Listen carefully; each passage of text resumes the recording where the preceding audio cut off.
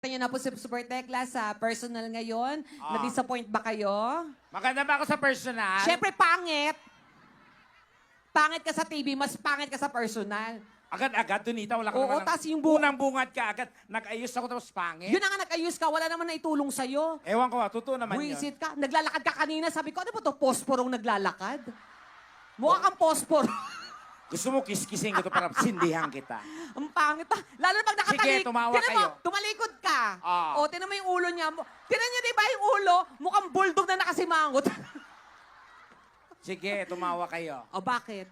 Hindi sila tumatawa. Natutuwa sila sa'yo. Hindi ka nila pagtatawanan na pangit ka. Dahil alam naman nila na pangit ka talaga. Simula sa pool pa lang, sa TV pa. Alam ko Sa yun. YouTube pa lang natin, alam na nila na pangit ka. Wala tayong magagawa doon. Ganun ang tingin naman tayo sa'yo na pangit ka talaga. So, ganun talaga yun. Paulit-ulit, Na- paulit-ulit. Alam ko yan. Anong, dala-dala ko to, di ko makalimutan. Ano to, kailan nyo pang i-remind? Kunyeta kayo.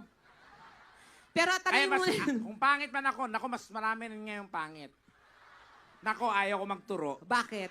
Kutsa, mga ngalahati yan. Hoy, wala pangit sa masinlok. Tama? Hoy.